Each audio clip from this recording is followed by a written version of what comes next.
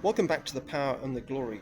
Today we're going to look at grace and what it means so far as the Bible is concerned. Now, grace is really, in broad terms in the Bible, God's favor. And if we have a look at an example of God's favor, it's hard to go past Joseph. Joseph was one of God's favorites, but he was certainly his father's favorite of all his sons.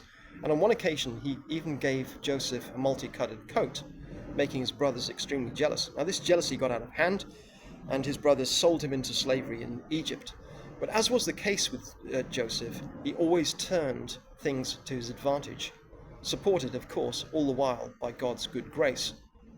And eventually, Joseph became the second in charge of Egypt to Pharaoh after correctly interpreting Pharaoh's dreams.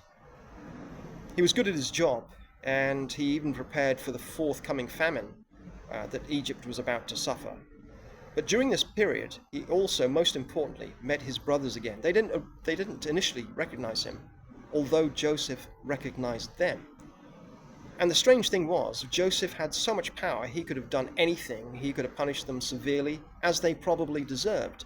The thing that marks Joseph out was his incredible grace and composure and compassion to them. And this can be seen in the next scripture, which is Genesis chapter 50, verses 15 to 21.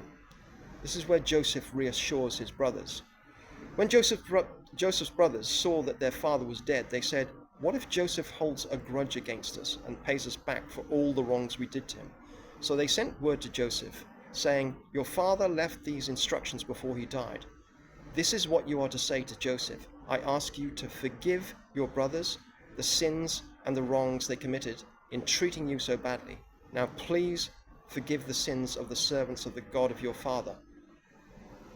When their message came to him, Joseph wept. His brothers then came and threw themselves down before him. "We are your slaves," they said.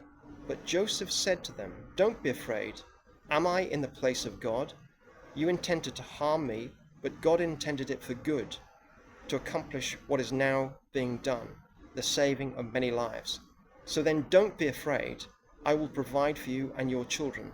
And he reassured them and spoke kindly to them.